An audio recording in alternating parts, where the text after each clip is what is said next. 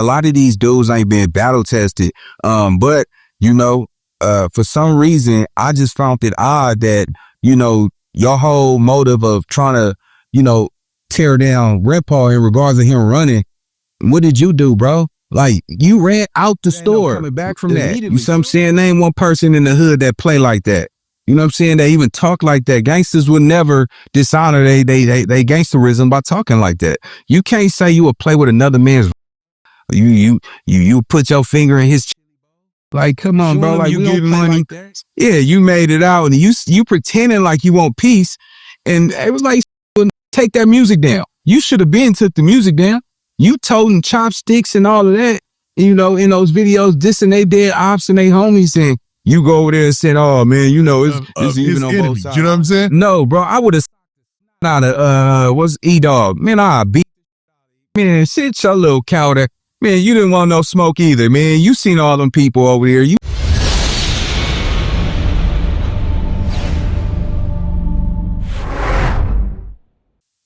Hey, what's up? So today we got something special for y'all, man. We got Nina Boy in the house. What's up? What's happening? Now, Nina Boy, you've been doing your thing out here, man. You've been really putting it on for the east side of Los Angeles for a very long time. And you really went to the heights of your thing in this whole YouTube sphere, or I should say this whole YouTube world. You've been one of those guys who really, really has been a fixture out here for a while. So what's up and what's new with you, Nina Boy?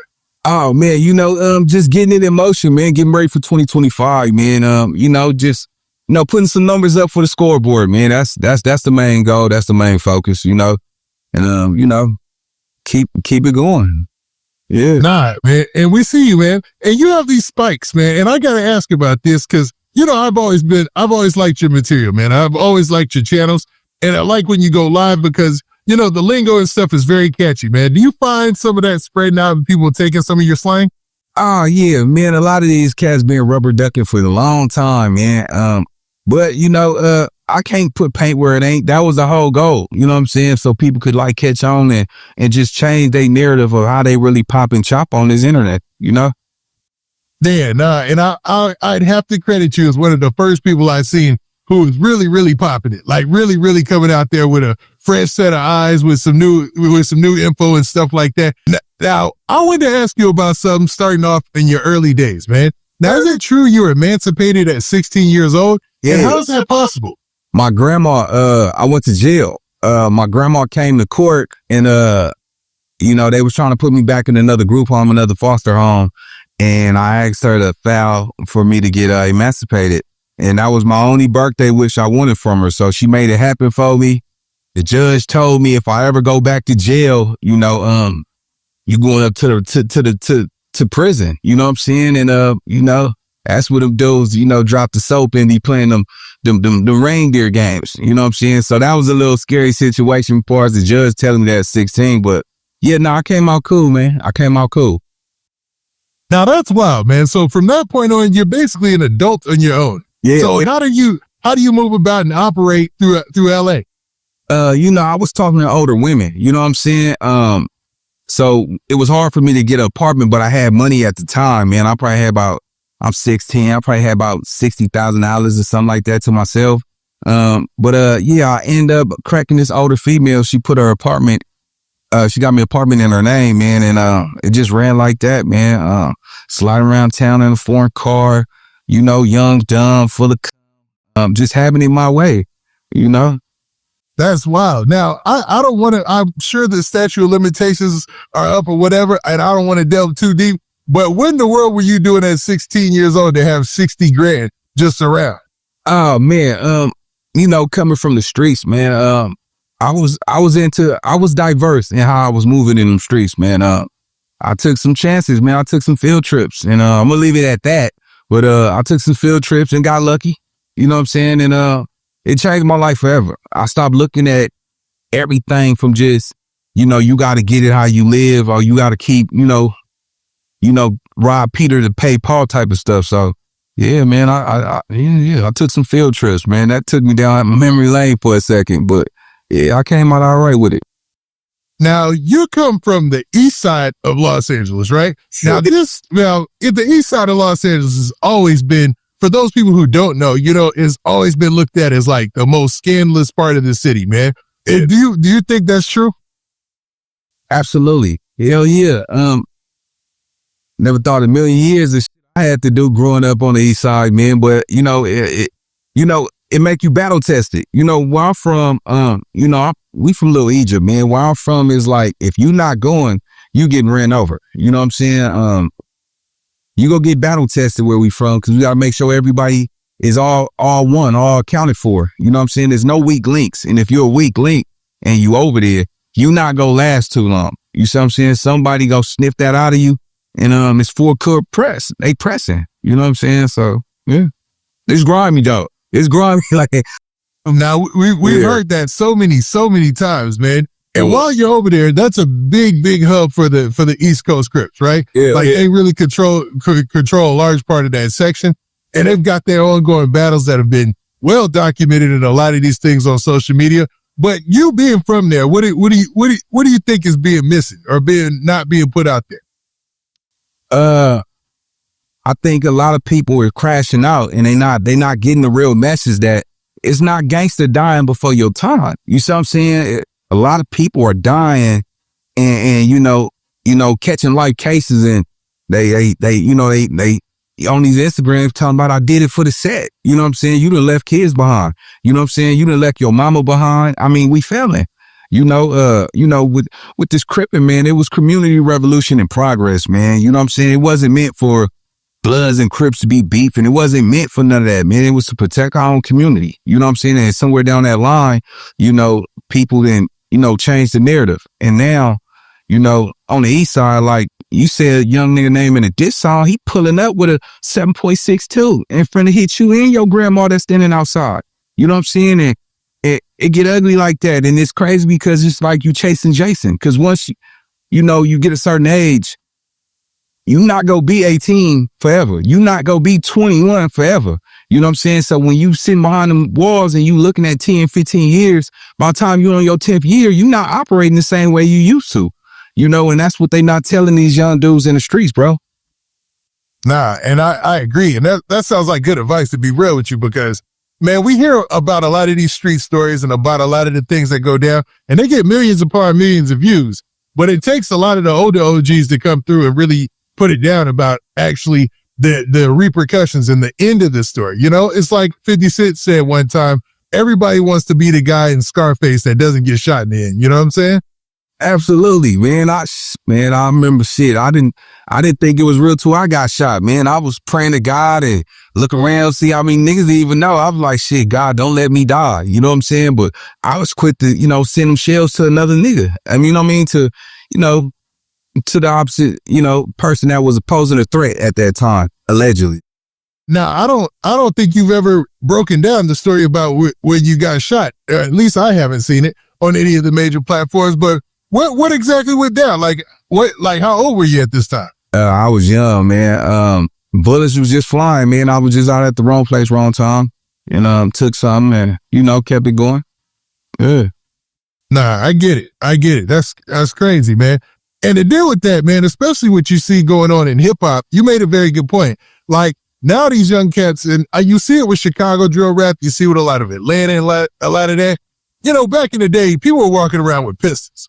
Yeah. Now these cats are rolling around with these fully automatic with the drum, and they get in live shootouts. Like, have you ever seen that gas station in Memphis they do the footage on? Yeah.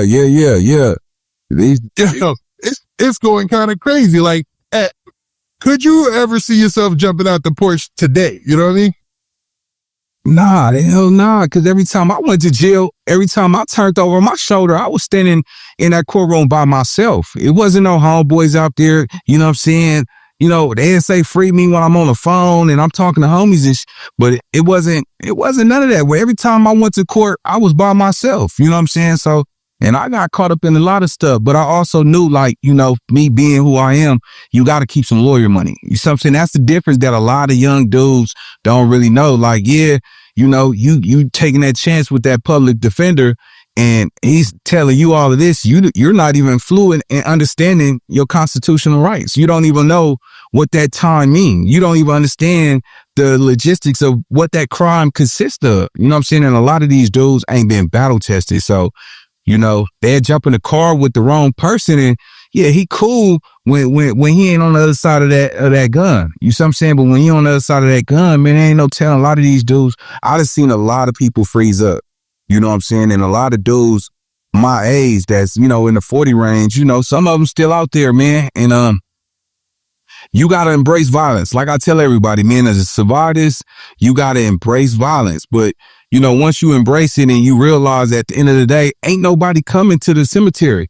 When you've gone, after they throw a party, they eat their food and, you know, throw up their flags and they rags, and ain't nobody coming to come see you, man. You know what I'm saying? 9 out of 10, if you got a bad baby mama, you know what I'm saying, somebody gonna be trying to knock the stuffing off her muffin. You know what I'm saying?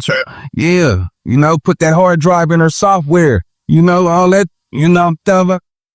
It's a cold game about that. And a lot of people don't talk about that part about it, man. Like when you go, like life goes on. The rest of us, we gonna be out here like everybody else is just gonna be living their life, trying to get money, doing what they can to survive. A lot of people having success, and you'll be gone, man. It's a deep game in that aspect, man.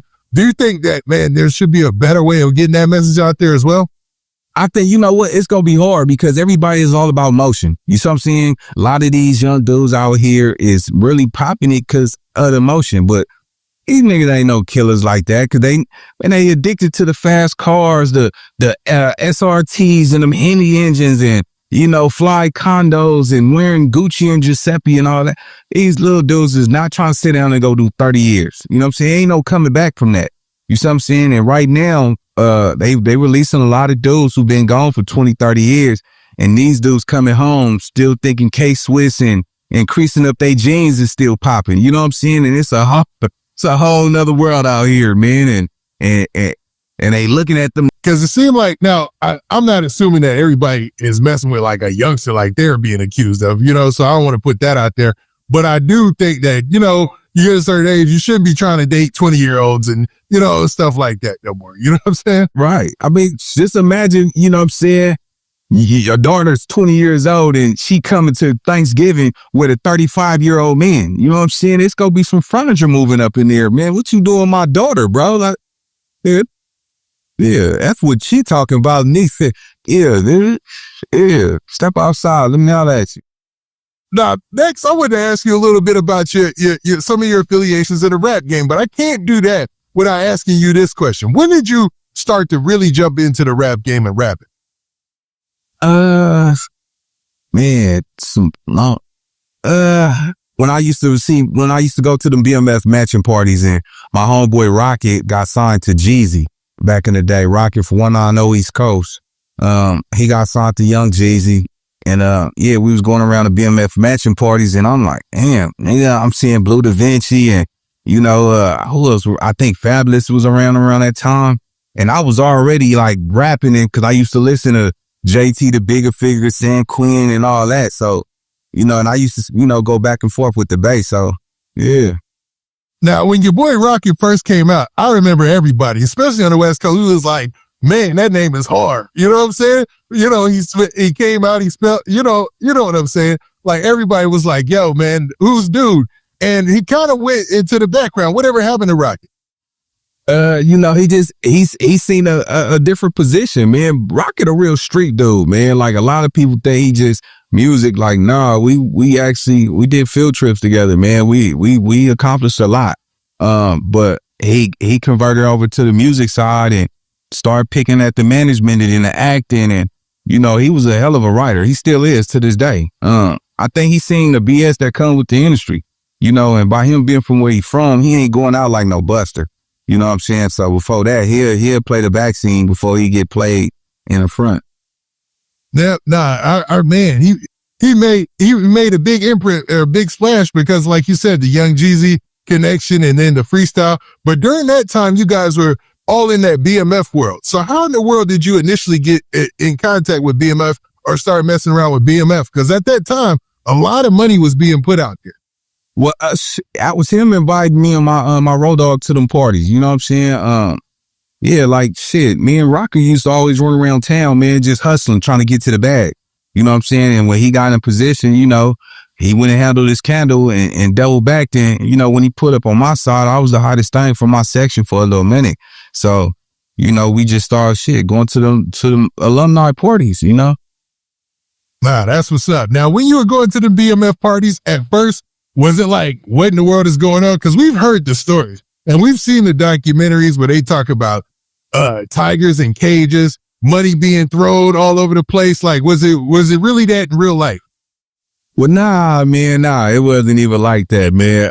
But nah, it was a lot of big time, you know, dope dealers. It was, man, you know, it was organized. It was ran like a mafia. You know what I'm saying? Everybody, ain't nobody bigger than the next person. Put it like that. It don't matter if, you know, this dude right here got 1.8 million, he got 600,000, he got 120,000, he got a quarter M. Man, they all treated each other like bosses. You know what I'm saying? And it was well thought out to the point where you can't tell who the boss was because everybody was having money. Everybody was having motion. You know what I'm saying? And that's how they did it. You know, fortunately for me, I was just a young dude with an attitude like, man, I'm having motion and I'm not taking orders from nobody. You ask me to do something. If I say no, that means no. And that ain't how they operate. You know, everybody should be willing to, you know, help each other, you know, give a helping hand. I wasn't ready for it. I was probably a little bit too immature, you know, for what was going on. So I didn't last long around the parties because I was a cocky young dude, having a lot of females, you know what I'm saying? And I could rap, you know what I'm saying? And I would just have my own little motion. Hey, I can understand, man. You're already feeling yourself. You probably feel like you don't need any other team, right? Yeah, that's exactly what happened. They popped my bubble fast. Yeah, we don't get down like that, but yeah, that was it. All right, Nina boy. So, man, now that we talked a little bit about your introduction to the rap game, let's talk about a little bit about your affiliations, man. So how in the world did you link up with Spider Low? From the hood, man. Spider Low been doing his things for a while. You know, he was running around town. We from two different sides of the hood. He from the 90s, you know, I'm from the 60s, you know, 60 like the main. And, you know, I was doing my thing. He heard with him and everybody was just like, man, you ain't rocking with Nina boy. And he like, man, I've been tapping in with Nina, but Nina boy just moving too fast. You know what I'm saying? I wasn't really in a rush to really, you know, try to get with him. I want to actually put myself in position where it'd be more of a valuable asset to what he had going on. I didn't want no easy handouts and shit. So, you know, time passed by, he was still cracking and shit. I started climbing up the ranks with my music. I had everybody in the streets playing my music and you know, at one time and shit, we just locked in at one hood day and shit, we ain't never looked back. So that's cool that you linked up with Spider Low through your local affiliations in your neighborhood and whatnot, man. But what about some other rappers like Snoopy Blue? Like, did you know Snoopy Blue as well? Yeah, I got songs with all of them, man. Yeah, Snoopy Blue, especially, yeah. I did some music with Snoopy Blue. Damn near slept in the same house from time to time. Yeah. Now, is it true that he had passed away not too long ago? Now, with the whole Snoopy Blue affiliation and then piggybacking, and I hate to say he was piggybacking, but he got introduced to the rap game through the whole Spider Low thing because he dropped the mixtape basically dedicated to a lot of the guys from your neighborhood. Like, were you a part of that in any way? What you mean? I clarify. There was a mixtape that Spider Low had dropped. Yeah. No, I was around. You got to realize Spider was the biggest thing from my section. Like before Spider, you know, we got a homeboy named Big Snoop that did the, you know, Banging on Wax with you know, with that project. But now Spider Low was the biggest thing in our hood. You know what I'm saying? Not only just, you know, just before you know, 50 Cent. He already had some shit going. Like a lot of people don't know he was signed to Death Row, I believe, or something like that. Yeah, and we've heard those stories that he was signed to Death Row earlier. Then he ended up on G Unit, and he got on G Unit at almost the perfect time to broadcast yourself as an artist because they were taking over the world, and it seemed like 50 Cent was building this team of different G's from all over the country. You know what I'm saying? He had Young Buck from the South. he had Game, and then he had Spider Loc from the West Coast. One's a Crip, one's a Blood, and all the above, right? Now, when Spider Loc opened up that door, you didn't feel any need to just jump, like try to get on some more of his projects? You said you felt like it would have been piggybacking?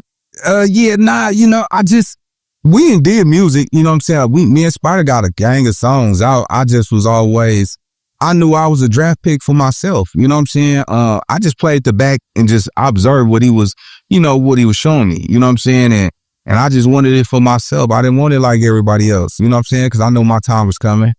And then I locked in with my homeboy Hot Dollar, Gorilla Black brother. Hot Dollar, if y'all remember Gorilla Black, he was signed to Bad Boy with Diddy. Hot Dollar was signed to Jermaine Dupri, and at that time it was he was fucking with my music, and me and 03 Greedo used to sleep on the couch and just be recording all day, you know what I'm saying? And I just started taking it serious from there. Now that's an interesting piggyback, and I'd like to stay there with you, man, because you and 03 Greedo have been mentioned together a couple of times in the past in different interviews and things like that. And I was wondering, like, how did that work? Because he ended up being a star in his own right. Yeah, man, because he's openly from Grape Street, and you're openly from East Coast, right? So how does that work out? Was there any problems with that, or you guys just strictly working on music and you were cool? Oh yeah, what? Nah, I turned up, man. I pulled out that fire on his homeboy, man. I was finna, knock something down over here, but we ended up working it out. I was around before, the confrontation between us and them even went left. I was actually in a club that night when they accused my section of, doing something crazy, and it didn't go down like that. So, but a lot of people want to believe it. You know how narratives and lies go. A lot of people stuck with it, and that was an unnecessary, situation I wish never happened. Cause we was once cool at one point in time. You know what I'm saying? The Grapes and the East Coasters, we was cool. We was real tight. We used to club a lot. We used to have this thing called Thirsty Thursdays. And all the lokes, all the riders from all over. Damus would pull up too if you was a solid one. You know what I'm saying? If you was a somebody. But yeah, man, it was just all bad. But with Greedo, that nigga hot dog the studio time, man. We had just clashed. Like I just did a song. I'm trying to knock another one in, and he had come. And this is when he used to rap like Gucci Mane. Gucci Mane was his favorite rapper. We bumped heads a lot. You know what I'm saying? But at the same time, I didn't know the nigga was sneak dissing to one of his partners, and he left the studio and left his partner there. I get back, and he cop an attitude, and he talking like he wanted to take it there. And I'm already with it. You know what I'm saying? I'm willing to take it there, and it just go left. You know what I'm saying? So that's wild, man. Now, have you guys ever rectified that situation, or well, let me use a better word than rectify. Have you guys ever, squashed that situation? It was some phone calls, you know what I'm saying? Like I told him, nigga, your young nigga was out of line. You know what I'm saying? You don't play with a nigga. If you talking about you go take it there, then shit, nigga, let's go. You know what I'm saying? Let's crash out, and shit, at that time, he had to respect game. We had already talked about our shit, because I had just came home from jail. And, and I told that nigga, like, what was going on, like, some Grapes up in there. And, I got family from Grape. So I automatically wasn't really tripping on them just because where my family from. But, it was all, it got sorted out. His homeboy still wanted to take it there. And I guess, 3 was like, he pressed that button, like, let that shit go. And shit, we just went on from there. Yeah. Now, 4 years ago, it was classified that East Coast was in an all-out war with Grape Street. Now, to this day, at this point, do you think things have died down? Oh man, I can't really politic on that, because I'm not in the field no man. I'm considered an old man at this point, but I wouldn't even dare touch on that, because I don't really know what's going on. You know what I'm saying? How them young niggas moving in regards to that, because everybody move different towards generations. This generation right here, man. They feel like you're not financially providing or giving me anything for me to listen to what you got to say. And, they don't play by the same rule book we play by. You know what I'm saying? Some of them might, and I'm not talking about just, Bloods or Crips. I'm talking about a lot of these street dudes from all over. It's nepotism. If he got a bag, he's accepted. You know what I'm saying? He the one that got the cars, the drugs, the condos, the females, the money. They overlook whatever crime he committed. You know what I'm saying? If he down bad, they be like, nigga, he feeding my family, bro. I got that nigga, man. You know, and that type of. So yeah, and you see that, and you made a good point there. You see that all over the country. You see it in Chicago, where there was a video that just went viral of some young old black guys, and they were throwing down, dissing a gang that's synonymous with old block. You know what I'm saying? Dissing the BDs or whatnot. You know, you had a whole bunch of things that's going on in Memphis and New York and all over. But the loyalty seems to be with whoever's getting the money right now. Is that a fair assessment? Yeah, absolutely, man. Man, look, the code is over with. Hey, look, the jig is up. The jig is up, man. You don't got no money, man. These dudes acting funny. You know, that's why you got to be careful with, hanging around certain dudes that say, I love you. You know what I'm saying? Same nigga say he love you, don't even call you. You know what I'm saying? Same dude. If you want loyalty, you got to pay for it.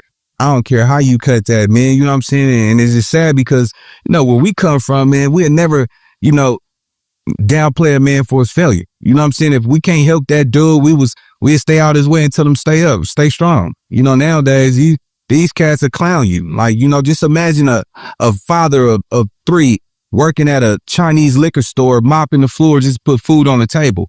These young generation youth and these YNs, they're coming to that store and they'll clown that man for doing what he got to do to put some bread on the table because he don't want to crash out. But we'll go praise the dude that just came home from, having a shootout, but he hit the Mama Esther in her shoulder and a little boy got hit in his leg, but he did his little time come home. We throwing him a party. But the pops that's mopping that floor in the liquor store with some beat up tennis shoes, we don't praise him. We don't look at him as like, you solid. They make a mockery of him, so the game is strange, man. Nah, that's facts. That's facts, man. Now, do you think when it comes to like this whole street culture and the veil being lifted with a lot of things, is that why certain street things are starting to be overlooked? Like back in the day, like if somebody had like, say, a snitch jacket or them or something crazy, right? People would kind of, maybe not, but it would be a lot of people who would go in on that person as far as like, their hood or whatnot, right? But nowadays, it seems like a lot of people are just like, it's not really that, like, well, as far as social media goes. Now, I can't talk about the streets but as far as social media goes, it's like, one of those things that people kind of gloss over now. Back in the day, it was a complete different situation. Like if you even played with somebody and called him a snitch, he was finna catch you at that red light and paint your shirt like Picasso. You know what I'm saying? Catch you at that taco stand and put you in a dookie bag or something. You see what I'm saying? Because, it was snitches that was real shooters, real hitters. And a lot of them dudes probably turned on dudes because dudes turned on them. You know what I'm saying? And that's where the favoritism come. But this new generation, man, everybody telling, man, you got a real, the cool thing about it, like, I think even with Eric Holder, look how Eric Holder got down on there. You see what I'm saying? Just over a alleged rumor. Because we still ain't seen no paperwork on Eric Holder. You know what I'm saying? And making everybody been waiting about 4 years for that paperwork, or 6 years at this point. We ain't gonna see it. We not gonna see it. I don't think he even snitched, but at the same time, I don't think he meant to just take down Nip. I think Nip was just a casualty. He wanted to take down the 6-0s. You gotta realize that, he got beat up in his hood and got put in a coma, brain trauma, so that's probably been lingering on that dude's heart forever, and by Nip being the biggest one, I think it was calculated. He knew if he took down Nip, he'd destroy the whole empire over there, so. But now, it's a crazy situation with Eric Holder, and we're going to get into the whole loose cannon thing and all that in our next segment. But man, when it comes to Eric Holder and Nip's situation, it seems totally avoidable. If you listen to all the interviews, if you listen to all that, but do you think that maybe they're just after he took, because a lot of people didn't know about the savage beating that he had taken. Like, you think maybe someone just off about dude after that? He was really messed up. Yeah, I think it's mental. You know what I'm saying? Like, prime example, nigga, I don't care what hood I'm from. You knock my teeth out, nigga, I'm turning on everybody. I'm not your homie, nigga. If that nigga knock my teeth out or kick my teeth in, bro, you better get up out of there, because I'm going to put that nigga in a wheelchair for sure. You know what I'm saying? Like, if you ain't, nigga, if you in the way over there, you get hit by me trying to hit him, then that's what it is. I think real Go ahead. And nah. You ain't, because I can tell you're gonna follow up with something better. Go ahead. No, I'm just, at the end of the day, man, it don't take nothing to just be a stand-up dude. You know what I'm saying? That a lot of people think that you gotta portray this gangster persona, bro. The scariest dude to come. Not to me, the hardest people are the ones that don't bang. You see what I'm saying? Because those the ones that really gotta, do a demo just to let a person know, like, yeah, I'm not that person. You know what I'm saying? I done seen some dudes who don't bang, like, yeah, I don't mess around, but we can get out though. What's happening? What's happening, bro? My mama didn't raise no buster, bro. Like, what's up, bro? And put that dude to sleep. Then lip him up, wake him up, and say, hey, bro, I told you. You know what I'm saying? So, yeah, man, that's very true. Yeah. And I think a lot of people, man, misconstrue that sometimes. Just because somebody doesn't wear a rag and somebody is not out here begging and they ain't willing to throw their life away, doesn't mean that they ain't got them hands. You know what I'm saying? Oh, for sure. I mean, you got to realize, man, what is a gangbanger? Somebody who vowed to sacrifice their life for the greater good of the cause, right? Somebody who is willing to die for their neighborhood with no pension, no retirement, no 401k. Somebody who's willing to die for their hood. Those are called soldiers. You see what I'm saying? When you become a leader, you really gotta make smart choices. Like, nigga, you gotta get up out the way so the soldiers could be soldiers. I don't think a lot of these dudes is gangbanging out here. I think they members. Even if you still in the hood, you ain't taking no field trips. You know what I'm saying? And if you is and you 30-some years old, you taking field trips and you got kids, what make you think none of that ain't gonna blow back on your family? You know what I'm saying? Because if you get caught, people don't realize in the streets, you got to embrace violence. You see what I'm saying? You got to be doing something. You got to be proactive in your set of destruction. You know what I'm saying? And a lot of people try to paint this narrative that, oh, no, you could just hang out and you could be a real one. Nah, you ain't doing nothing for the set. What are you talking about? You know what I'm saying? Now, don't they refer to those as party Crips? What is your position on party Crips? A party Crip is somebody who only come out to the parties. Somebody that come around once every blue moon, and try to stay in good graces. And where I'm from, that's not happening. You know what I'm saying? Like, you a party Crip, you finna get out. Yeah, you come back over here, but nigga, you gonna have to run some phase. Where you been at, nigga? This what we on. And you gotta be willing to crash out. You know what I'm saying? And it's not always a bad thing because, in certain areas like in mine, like we really, Thanksgiving times, I remember we making sure the women in our hood had turkeys. Christmas time, we pulling Christmas trees so the kids could have, Christmas. We really did a lot of good things when I was coming up. I can't really say for it now, but yeah, man, I just want to see niggas just be solid. Keep their word, All right, Nina boy. So I wanted to ask you about some of the things that's been going on over there in the West Coast, man. Obviously, man, there's a lot by the name of Big U, man. So what do you think about this whole Luce Cannon versus Big U situation? Man, I think between Big U and Luce Cannon, Luce Cannon got hurt somewhere down that line. He was loyal to Big U. I think at one point in time he probably looked at Big U as a dad or God or something because he man, I ain't never seen no street dude attack Big U like that. Big U was somebody not to play with, especially back in the day before we had the social media platforms. But I think you gotta realize a lot of people.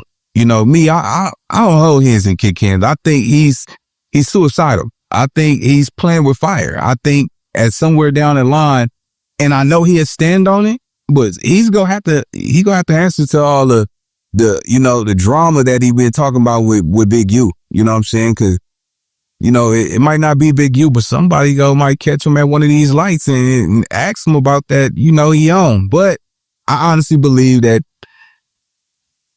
he probably got played. He got played, you know what I'm saying? And he ain't let it go. Whatever Big U did to Luce Cannon, he let that cannon loose. And every day, he calling that man the most disrespectful names, you know what I'm saying, that no man would tolerate in the street. So I just know that, and Luce, if you watching this, boy, you better keep doing your thing, boy, because they gonna be ready for you. I talked to Luce. A lot of people say he ain't from 6'0", But then I look at it like this. He was with Nipsey. You know what I'm saying? Like, come on, Nip ain't never hung around no non-affiliates, you know? I don't know Luce Cannon at all. But when I look at it, I'm like, you know, he been around Big U. He was running with Nip. You know what I'm saying? He hung around a lot of the 6-0s, you know? So if he's not from 6-0, I would have to say he's affiliated. Yeah, it seems like, man, there's a whole bunch of discussion about if he's affiliated or not, if he's a member or not. But one thing is for sure, it seems like he's playing a very dangerous game, you know what I mean? Oh, hell yeah, man. That's, well, nigga playing with fire. You know, man, you chasing Jason with that. But, you know, a lot of that his success has to do with Wack. I think Wack took a liking into him. I think the way how Luce Cannon moved, that dude moved with probably 30, 40 dudes when he pulling up to interviews, which is unprecedented. You know, he moving how niggas used to move in the 90s with record deals and shit. You know what I'm saying? He moving like that. He moving strong with these dudes. So I don't think he no buster by far shot. You can clearly see that, because ain't no man is gonna be playing with another man on the internet and not ready for war. You know, so. And that's the rumor, man, that everywhere he goes, he's got like 30 or 40 guys with him. And that, you know, but he's putting some things into the social media atmosphere that we hadn't heard before, that was rumored, but nobody was officially putting it out there. I'm talking about implicating Big U in the of Nipsey Hussle, basically, you know, allegedly implicating Big U of Nipsey Hussle. The way that he phrases it, it's kind of wild. We're still waiting on a lot of the paperwork. And man, do you believe any of this stuff he be saying, man? I just wonder. Man, hell no, man. Luce Cannon be lying out his drawers, man. That nigga be lying, boy. But for some reason, I think people see I'm not the dude that I make my own choices, man. People want me to be mad at that man. I didn't say some shit about him. He just said some shit about me. It wasn't nothing personal to take. And dudes like that, if you got that type of mentality, yeah, we can always sit at the table, chop it up or whatever, you know. Yeah, I just think he be lying, man. He be lying. But it's some truth to it too. Some of the stuff, I don't think he could. You gotta fabricate some of it. You know, he trying to sell numbers. You know what I'm saying? He trying to put numbers on the scoreboard. So I understand that. But I think Luce Cannon he be punking some of these dudes out here though. I think Bricc Baby scared of him for sure. A lot of them dudes don't want to get out with him, and I don't understand that. Nigga, I'll just have to lose regardless. If that's what it take, nigga, if a nigga got it, then I deserve it. You know, but I ain't turning down no phase, and that's why I respect him, because he called it out. He called a lot of these dudes out and they turn it down. So, yeah. And a lot of them dudes know that. I think we seen him, you know, in some little highlight clips, and not to, you know, big him up, because I don't know him like that. I watch his content because I think it's interesting, but I think he's somebody, at least if you call that man out, he go squabble with you for sure. He ain't turning down no phase. He ain't no buster for sure. All right, Nina boy. So I wanted to ask you a little bit about one of the biggest tragedies that have happened on the West Coast recently, man. So Nipsey Hussle lost his life a few years back, man. And it kind of put a stain on the West Coast for a second there. But eventually, you know, West Coast music, very strong presence in the music game, man. But when that situation happened, man, what did you think? It was a hard hit to the city. You know, and coming up in gang culture, you know, a lot of people always use this term, ain't nobody bigger than the program. And to me, what his accomplishments was and his accolades, I think, you know, it's fair to say that he was bigger than the program. Because when I say bigger than the program, a lot of people talking about, oh, he just owned commercial real estate in the section. Nah, man, he had Vector 90, man. He was dealing with the, you know, giving back to the youth, you know, building basketball courts and donating his money back into the community. You got to be bigger than the program to do something like that. You see what I'm saying? Because when you ain't bigger than the program, you can't afford to do that. You know what I'm saying? Now you're a resource, you know? So I think it hit the city hard, man. A lot of that, during that time, you know, a lot of people was just like, where the footage at from the store? Because it was cameras all over the store. And the smartest thing Black Sam did was never reveal it to the police. That was some gangster-ish to me, because the way that happened, it probably would have showed people inside that store who watched it happen. You know what I'm saying? Because I truly believe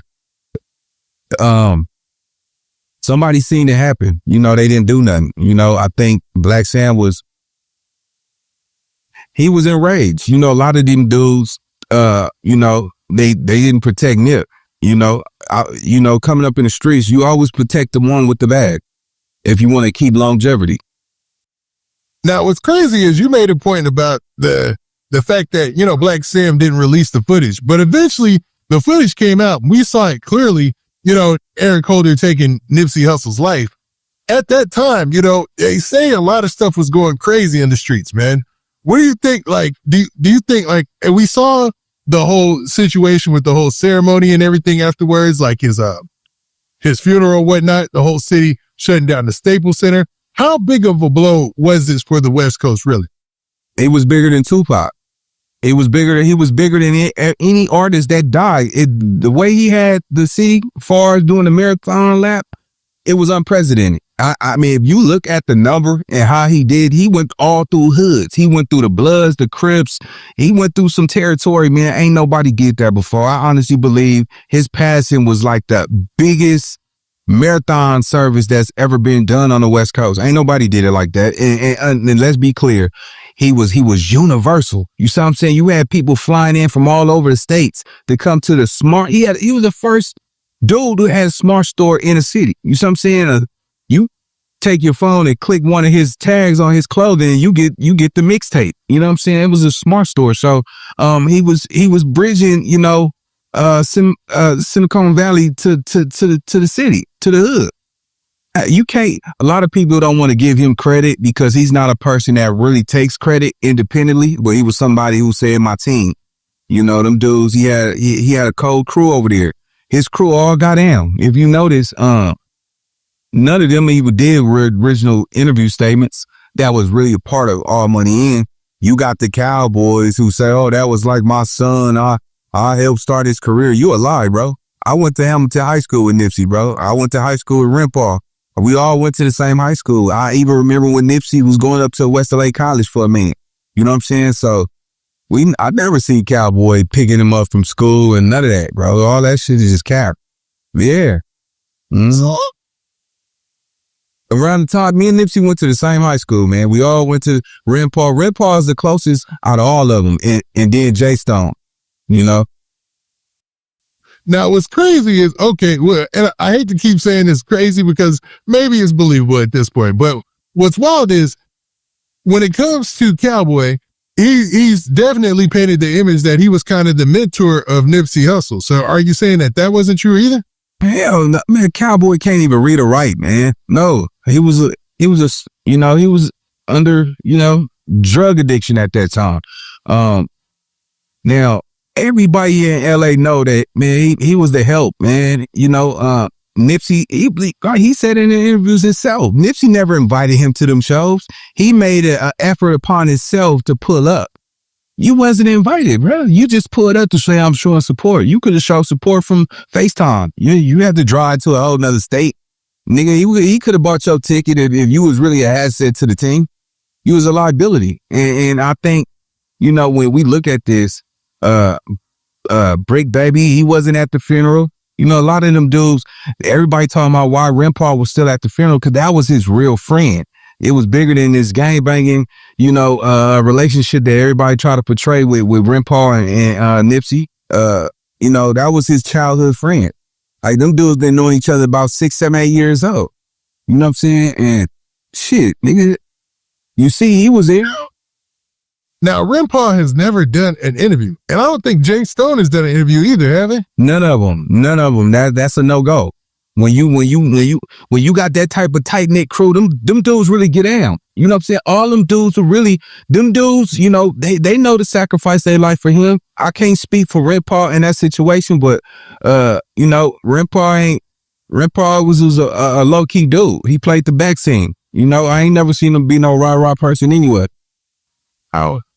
The rumor was that he ran on Nipsey. You know, like, I don't want to, and I'm not saying that's what happened. And you're saying that would, I mean, if he did. I'm saying he ran. Let me make it clear. I'm saying he ran. He feared for his life. I mean, my thing is, let's be clear, man. We always say what we wouldn't do when we ain't in that position. You see what I'm saying? I done seen some real shootouts in broad daylight where I done seen dudes run who had guns on them before too. You know what I'm saying? And these dudes was bigger than me, and I'm standing out there with my 4.5 shooting it out, and nigga, you ran to the car. Like, I done seen that happen plenty of time. Everybody in the streets ain't tough, and everybody that's tough ain't street. You know what I'm saying? So, yeah. Can we blame them? Can we blame him though? We ain't never, that's not his character. How can you get mad at him to be something that he wasn't? We never seen him fight. It's never been publicly, displayed on the internet. We ain't seen him do that, man. He a hell of a rapper. He staying low, he stay in the back scene and he mind his business. But then, my thing is this, we seen Cowboy knock out people for even asking somebody where they from in that parking lot. You know what I'm saying? And you putting your hands on people for even want to make sure that the security is tight, but you giving slack about Rempau running, but you took the stand. You know what I'm saying? You didn't take the stand for any other 6-0 member that died over there. But for Nipsey, you took the stand. It just don't make sense. Now, there was a lot of debate about that. A lot of people talked about the fact that Cowboy took the stand and that he was essentially trying to diss Rempau for running on Nip. But like you're saying, like you're throwing out your bad for somebody else's, or paying yourself good when throwing out your own bad or whatever. You know what I mean? Yeah. So basically, you're trying to make it seem like what he did was wrong when you said you went to high school with Rempau, you went to the high school with Nipsey, and you know all them. So you like, man, it just wouldn't even make sense that you heard that maybe he, would have retaliated or anything like that because that's not his character. Right. Everybody that gangbang ain't no killer. Everybody that gangbang ain't no shooter. You know what I'm saying? Like, man, we know this. Everybody is not solid in the streets, man. A lot of these dudes ain't been battle tested. But for some reason, I just found it odd that, your whole motive of trying to, tear down Rempau in regards to him running. What did you do, bro? Like, you ran out the store immediately. Soon as he kicked Nipsey in the head after he was done shooting him, you ran out the store and ate it to Nipsey. How did you know where his body fell while he was in between that car? You see what I'm saying? It was cameras inside the store right there. You see what I'm saying? You ate it to him. You didn't try to go chase down Eric Holder. You didn't try to, call out his name. You just ate it to Nip and started crying, And I felt like if you really want to make it even, you could have did what you had to do. You could have held court in the streets, but you didn't. You decided to take a stand. And I think he's less of a man for that because you come from gang culture. You come from violence. You had to embrace violence. So for somebody to promote violence and embrace violence, then you want to turn around and get on the stand because if Nipsey died, Nipsey would have never wanted him to take that stand. Never. I don't care how you cut that. You dishonored his name and in reference of being a friend. Nobody else, his brother didn't take the stand. Nobody took the stand. But shoot, you was the person who was the OG. You was supposed to, handle your candle when it came to him. You was supposed to protect Nip. But, you want to be a boss so bad, you envied what he had that you wanted it for yourself instead of go getting it on your own time. You compromised some and dropped the ball. I do think that, but now another point of this, and I know I keep saying this is crazy, but it is when you look at it, because after Nipsey Hussle passes away, you know what I mean? You have Cowboy becomes actually an online kind of celebrity, but out of somewhere he starts having money because you start seeing some crazy cards over there. You start seeing flashing a lot of money.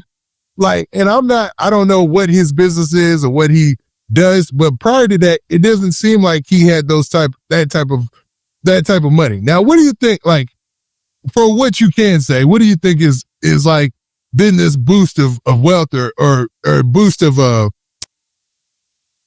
positive, I hate to say positivity, his actual success or this new success come from, I should say. There you go.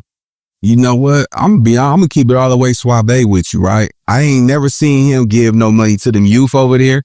We ain't seen him donate some t-shirts of Nipsey and go up to the school, do lunch for the kids. None of that, man. You know, he took his money and he was selfish with it because he ain't never had that type of money.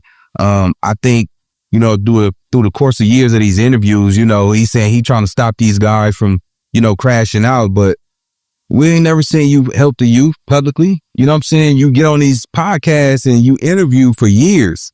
Nobody from All Money In ever did an interview. You see what I'm saying? I think when Black Sam did the interview with Big Boy, he told the truth. And it was enough said at that point that let you know that Cowboy wasn't nothing to All Money In. You know what I'm saying? He's a, you know, an ex-drug user who envied Nipsey. Yep. And it seemed like, it was almost in the reverse order, because when he tells the story, and he's told it several times on other platforms, is that, you know, he was Nipsey's kind of mentor or whatnot. He went to jail. He's seen him hanging out, told him to join Rolling 60s or whatnot. Now, you're saying all that is cap, but then also, after Nipsey becomes this humongous rapper in the game, I'm talking about pulling up in not, you know, Range Rover, in Rolls Royces to the hood, Lauren London, just a success story. It's like Cowboy was looking up to him at that point. He even said it himself. But now Cowboy seems like he's in a position where he seems to be doing all right. How? I can't see it. You know what I'm saying? He's still wearing that same purple jersey from 2019. You know, 1 minute, you know, I looked at his career. I don't like him. I'm gonna be honest with you. I don't like him. I honestly feel like this, man.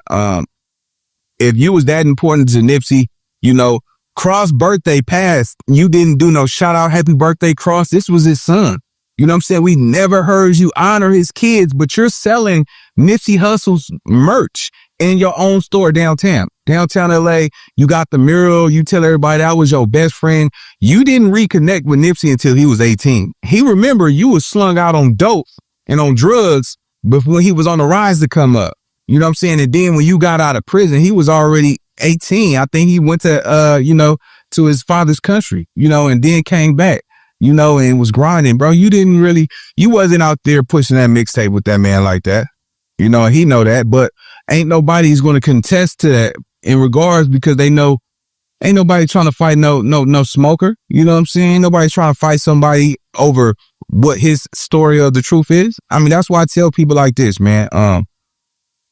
Don't destroy somebody's life with the lie, because somebody could come and destroy your life with the truth. Nah, wise word. Now, what about a guy by the name of OG Bear Claw? Do you know of him? I know of him. I don't know too much about him though. Okay, because it was said that he might have really been Nipsey's mentor into the Rolling 60s and all that, as opposed to, like, you know, Cowboy's story. I would definitely I would say more likely that's possible than Cowboy, for sure. You notice Black Sam never even mentioned his name, Cowboy. I think he called him Kev Mack, you know, in reference, you know, but to the interview. Yeah. To the interview. I think, you know, go ahead. Now when it comes to Black Sam, seems like a really, really smart, intuitive thinking guy, like forward thinking very much. You know, you could see where him and Nipsey, they just had a business mind of things, right? Now, how much experience have you had hanging out with Black Sam, or did you know Black Sam any? No, I had no relationship with Black Sam. You know, everybody knew Black Sam was just, he was the brains. He was the one that really orchestrated everything. You know, that's the only one that could probably even chastise Nipsey, and Nipsey would take it on the chin. We knew how much he loved his brother. Like, we could just tell, like, if Black Sam had to yell at him publicly, you know, he might just take that because that's his big brother. I think he had a tremendous amount of respect for his brother, but also Nipsey was somebody who had to stand ground and know that he's the boss. So, it makes sense. It makes sense. And what they did as far as building a business and building up their own section, man, is unparalleled. You know, you don't see that anywhere else. You know what I mean? Yeah. I think that's Black Sam who did that. I think Black Sam really ran it from the back and Nipsey was the face. Nip gave him a lot of credit. You know what I'm saying? Like, it take massive hours to do what Black Sam did. You know what I'm saying? To deal with you got to delegate multiple personalities, who you go hire. Everything had to go through Black Sam. You know what I'm saying? I'm pretty sure. Y'all remember Cowboy was folding clothes. You know, he was folding clothes when the day Nipsey died. His occupation was, he was a clothes folder. His job was to fold clothes, stack them up neat. And, you know, I'm pretty sure they didn't let him touch the register. It wouldn't even make sense. But, and then he died, and all of a sudden you start pulling out thousands of dollars driving Corvettes. I think he was driving a Bentley, 2 motorcycles, jewelry, chains, $30,000 in his hand. All that just came out of nowhere. So that's wild. And you know, there's a lot of conspiracy theories about that, man. Do you think there's any truth to any of that? I wouldn't put it past it. I wouldn't put it past it. But I also say this. I think Nipsey name is going to live well over 20, 30 years from now as well. You know, I think the impact that he created for the city, he had Bloods, Crips, Blacks, essays coming together for unity, man. I think his death is probably one of the biggest. You gotta realize I think he got a star on Hollywood now. You know, and that's unprecedented. You know what I'm saying? He only put out one album. One album. You know what I'm saying? It's people who's been in the industry 20, 30 years who don't even have a star on Hollywood. You know, who even have a street named after him. You know, Nipsey's mural is all over the United States. You know, if you say you don't know who Nipsey Hussle is, you're lying. You know, so the impact that he created for South Central California and just over the United States, that's hard to accomplish. I think all our leaders die. They only here for a short period of time and then they die. So, yeah. All right, Nita boy. So, man, I want to ask you about another situation that you were allegedly involved in. You know what I mean? You had an ongoing beef for a second there with a rapper. Well, not a rapper, a YouTuber by the name of Milk74. So where does that come from? And where has that gone since then, man? Because Milk74, he's built himself a platform on social media and a presence. And it seemed like there was a back and forth between platforms with you and him. And now it seems like, has it died down? Where is it at? I'm gonna keep it all the way suave with you, man. With Milk, man, ain't never personal with me, man. You know, I know how to regulate my opinions and my emotions. But I also know that the dude, he's an imposter. I told my story on No Jumper of how I end up gangbanging and not knowing I was gonna gangbang due to a crime I committed in my neighborhood. And, you know, the homies told me I had to get put on because what I've done was so big. You know what I'm saying? It was like, you robbed the ice cream man. Is that right, Crips? Yeah. So I robbed the ice cream man who stole my money, and Milk came with the same story, same layout, man. It was just crazy, man. But I know personally, you know, I spent a lot of time with, you know, some of the hoovers from that section where he claimed he's from. He was never around like that. You know, he spent a short period of time as a juvenile, but he still carried the torch as an adult. And, you know, keep it real, like, you know, you can't just, you know, you can't hold that weight, that flag, if you don't got enough time in, you know. A lot of dudes in the streets grow up on one side of town and they get older and they ain't messing around with the game no more. You can't say that you from there still, you know. I don't got no real beef with that dude. I think, you know, his life is gonna be what it be. You know, I think that a lot of people can't wait to catch him out of bounds and, you know, turn that boy's skin pink or something because of the stuff that he, you know, he said in regards of just the African American community, you know. But yeah, I mean, you know, now he's had an ongoing beef with the No Jumper platform as well. And he's at war with a lot of different YouTubers, man. Do you think that's a part of just how his platform is being built? Or do you think that just, you know, certain, you know, y'all personalities didn't click?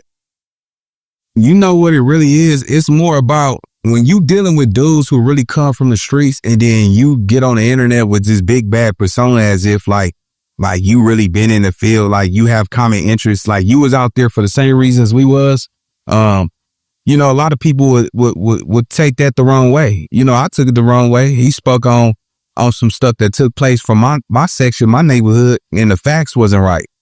And, you know, he came off the backboard disrespecting me, and it just went left.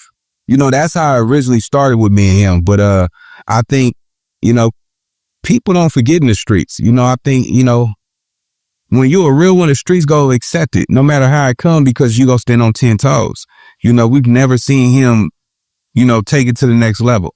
You know, he plays the victim a lot, but I can say as a content creator myself, and as we got older, whatever his angle was, it worked for him, you know, but it's going to be a price to pay for that. You know, it's a price for this life, depending on how you play it. You know, I tell people all the time, man, if that's what you want out the streets, they got that for you.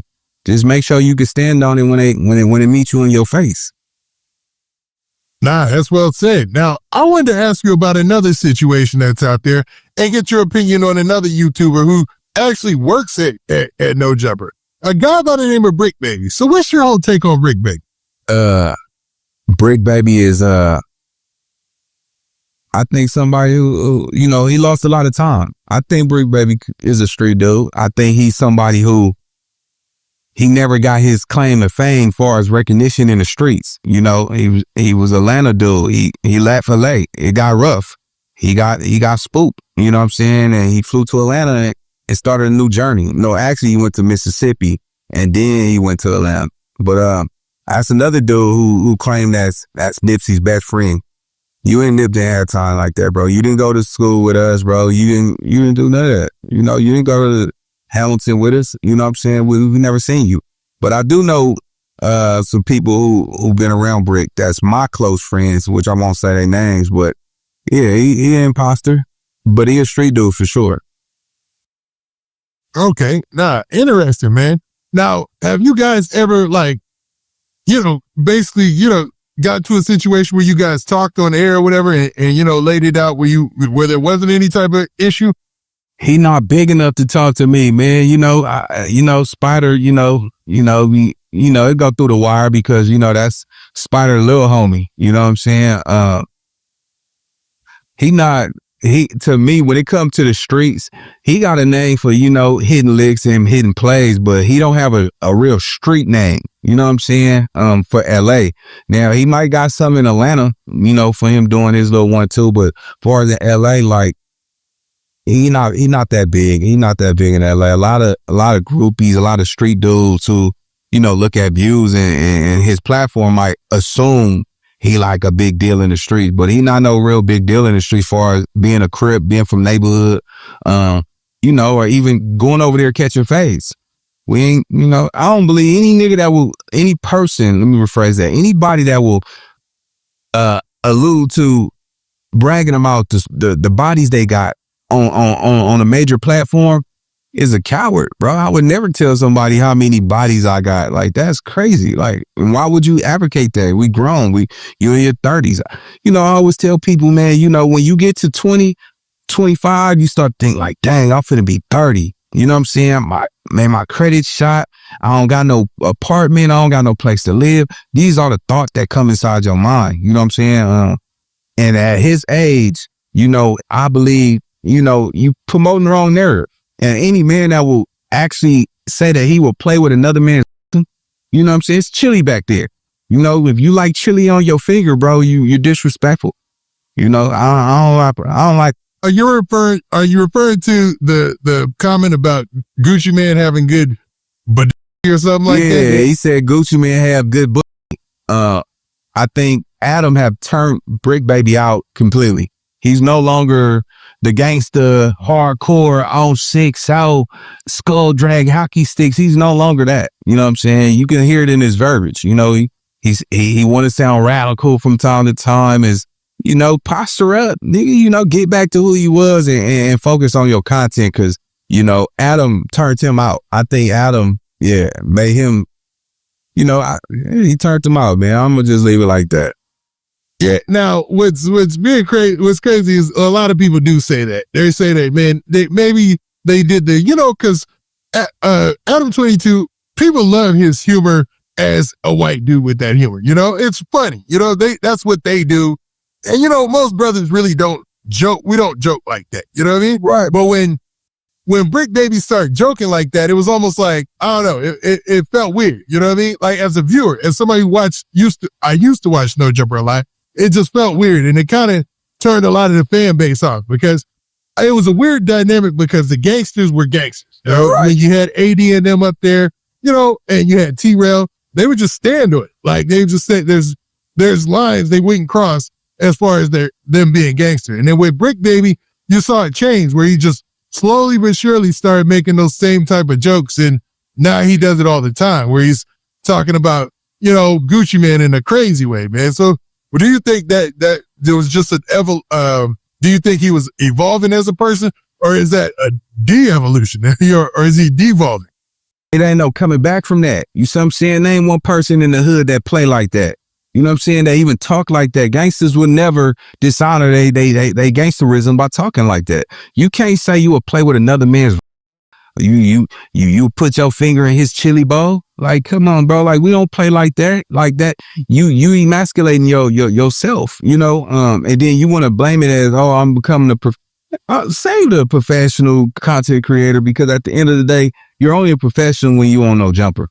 Because when we watch you on your own channel, you smoking cigarettes and digging in your nose, bro. Like, no, I don't think nobody will take him serious at this point. I believe he lost all stripes and accountability as far as him being a serious gang member, and it put a stain on his name forever. You know. And I think, and this is just me as an outside looking in, a guy who watches a ton of YouTube. Like I watch YouTube more than I watch TV, right? And I love watching No Jumper show, right? Especially the live shows, especially those classic ones that they had during the and all that. But one thing I can say about the whole Bricc Baby, the difference is, like, once he started doing that, it sounds almost ignorant to say, but as a viewer, if somebody comes out and they're saying, yo, I'm a gangster, you expect them to stand on that forever. I don't know why, but it just, as a viewer, it makes more sense when you're watching the content.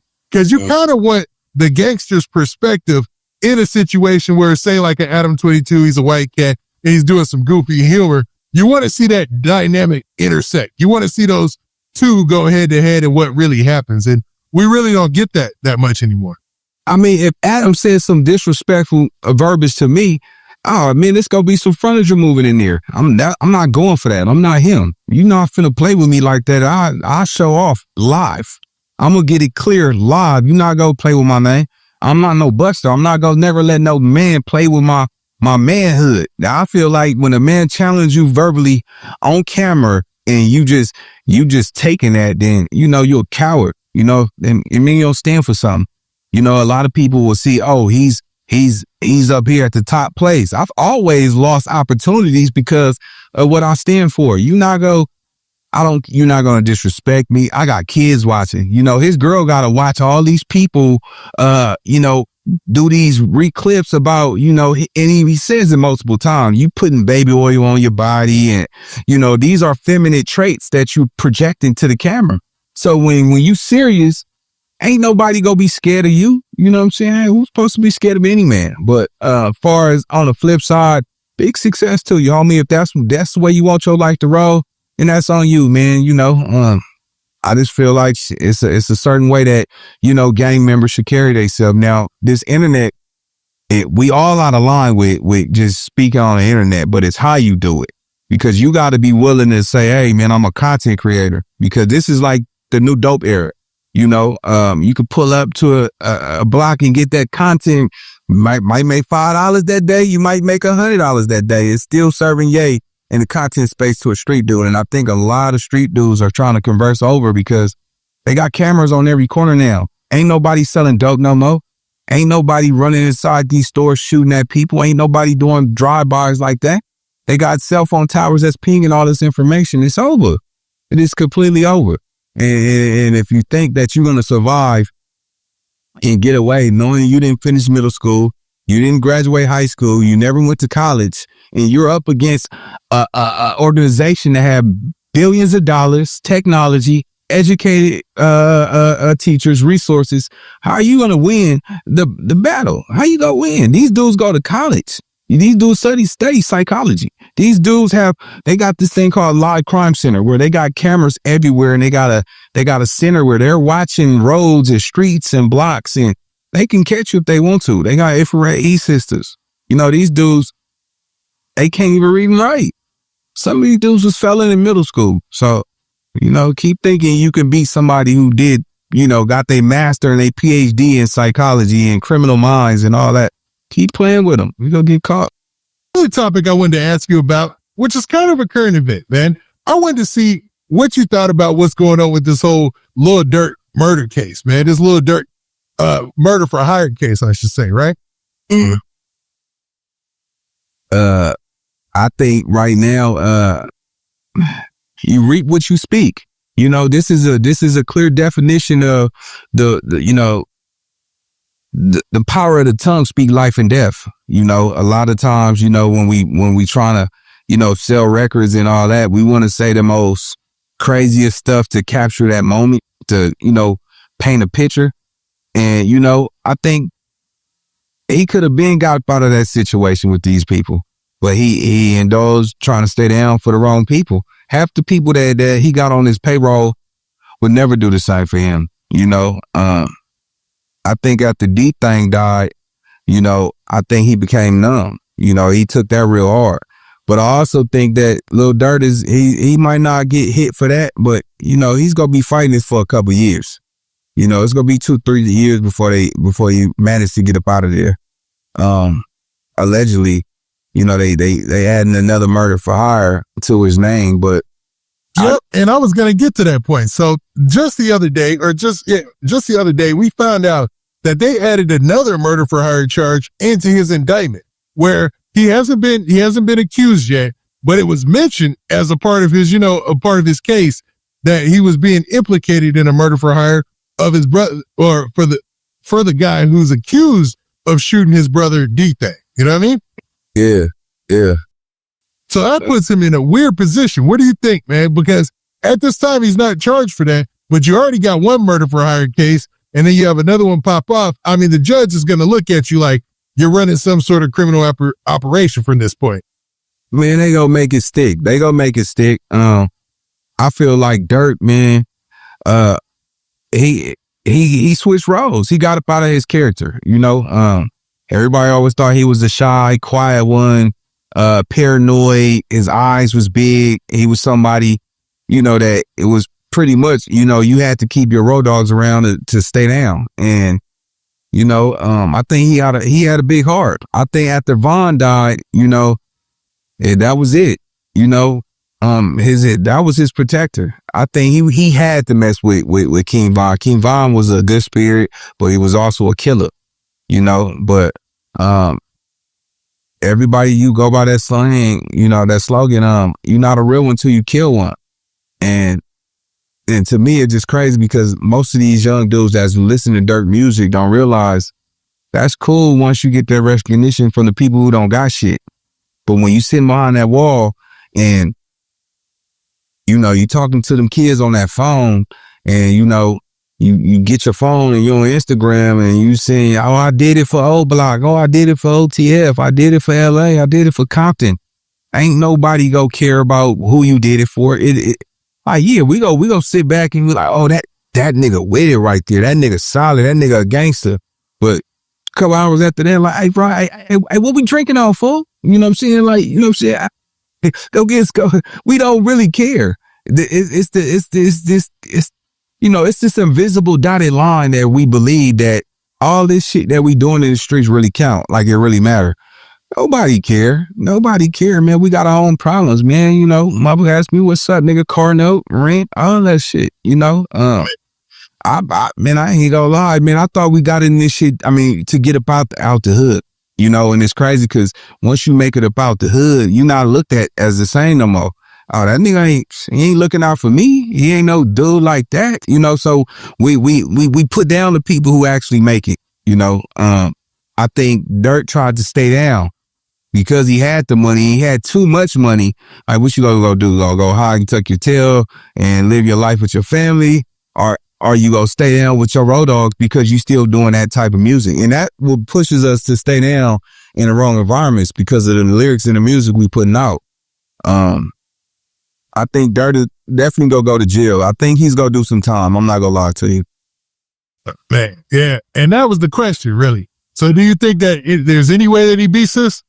Nah, he ain't gonna beat this. It's impossible. It's impossible, you know, for him to beat this. Now, do I think he's not the shooter at all? No. We got this thing called, you know, conspiracy. The Ricos and all of this. They can tie. All it takes is one person to tie him into any of this, and he's through.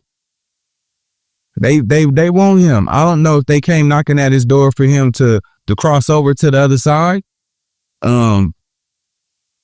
Because, you know, like Dang Dad said, man, most of them dudes got 30 years. A new regime is coming. All the big dogs that's been around for all this time, you know, they scouting for new members, new recruits. And I assume they wanted Durk, you know, and he just didn't take that ride and look what happened. You know. Now on the flip side, you got the YSL situation.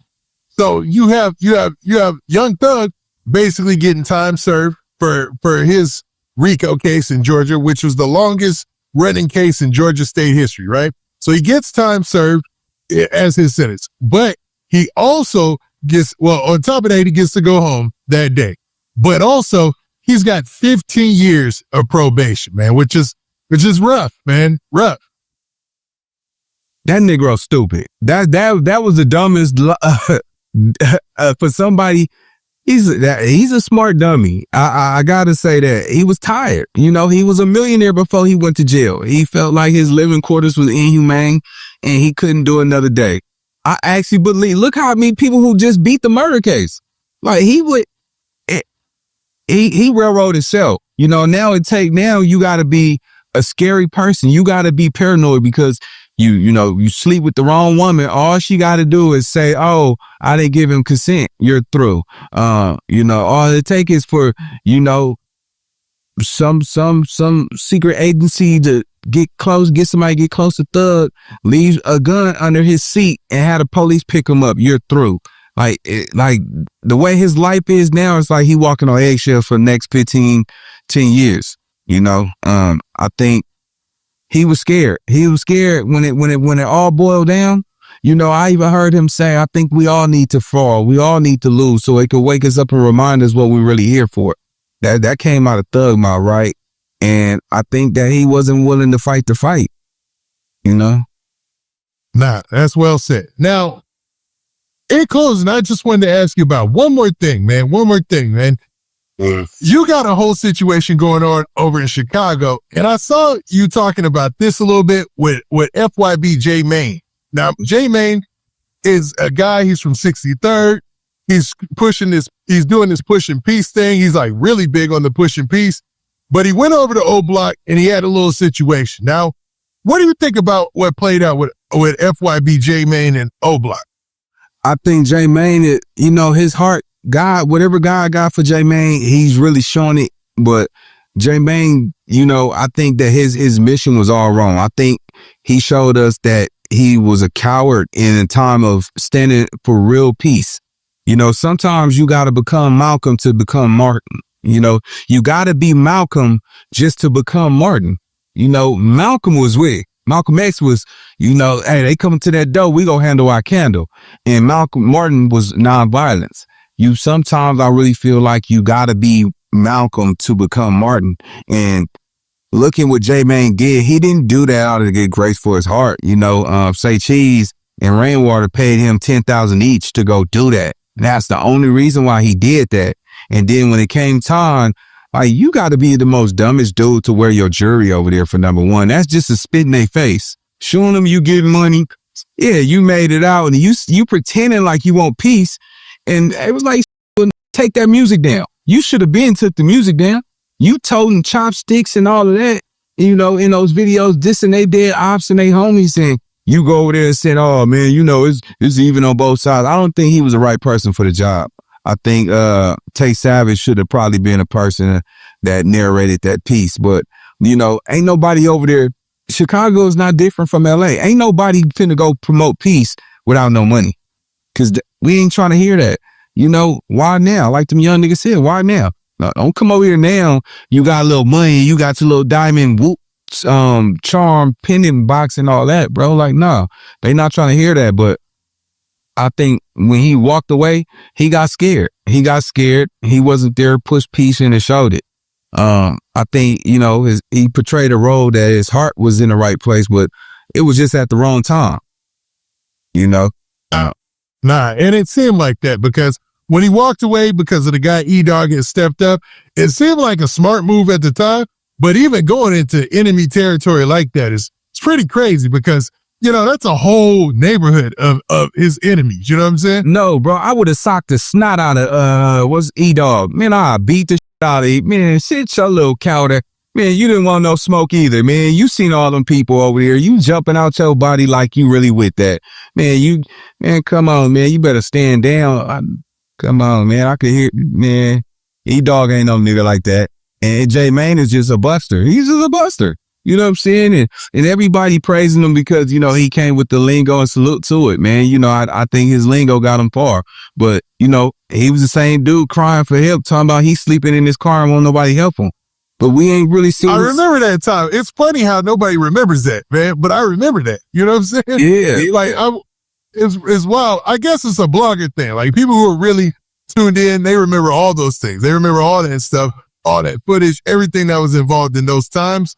But yeah, man, J Mane, there was a time where he was like doing videos from the car and he was like, man, asking, you know, Bandman Kevo for money and stuff like that. It's funny how that goes away quick, man.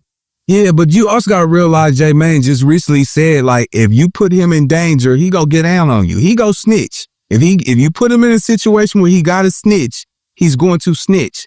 So if you feel like that, why keep the gangster music up on these platforms? Why don't you take that shit down? Because you're still promoting and advocating. You got the world thinking you still with the shooting. You know, you just did a music video holding guns. So it's cool to portray the image and let these kids say, hey, y'all can do the same thing too, but if you get caught up, you go snitch. Man, I think the money will change you. You know, and I ain't gonna lie, money will change you. Shit, it changed. I wouldn't dare put myself in a situation where I'm looking at 30 to life. Nigga, no, nigga, I cut you off. Nigga asked me, come on, nigga, we gotta go do this drive-by on these niggas. I'm cool, bro. Like, say what? Say what? Hey, how you get my number? Nigga, don't call my phone no more. Nigga, nigga, it's over. I'm not rocking with you if you ask me to do something like that, but I would never, on my life on this earth, I would never snitch. I would never put myself in a situation to do it because I know people that try that hand is the ones that backfire on. It's not mandatory that you go outside. Let's keep it real, bro. You don't got to be no gangster in the streets no more. It's cool being the dude that go to school and do all the gangster dudes' homework. That's gangster. You charging every dude $25 to do their homework. They're going to protect you because they know they still got to stay in school. You know what I'm saying? So I think we just got to change the narrative and let these youth know, man. Yeah, you could be tough now, but when you spending 20, 30 years behind them walls, you not going to be that same gangster you was when you came in at 18. Now you're going to be a 40-something-year-old man reading the Bible. You know, now your kids is older. Now you got grandbabies and you in there full of sausage. And a lot of them like chili on a hot dog anyway. So now you got to worry about somebody trying to watch you drop the soap. You know, if you drop the soap, nigga, keep going. Don't pick it up. No, that's a horrible existence, man. So well said. Well said.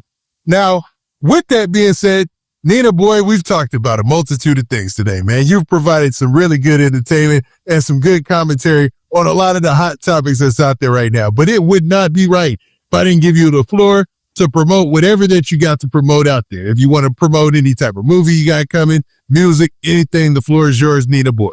Well, nah, man, I'm just saying, man, y'all stay tuned for round 2, man. We gonna get deeper than that, man. I think, you know, I was on my best behavior today.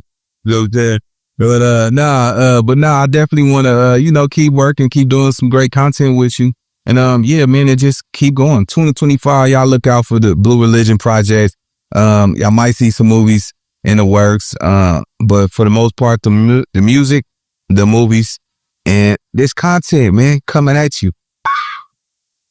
Yeah, right. All right, Nina boy, I appreciate it. And we out of here. Let's do it. Peace.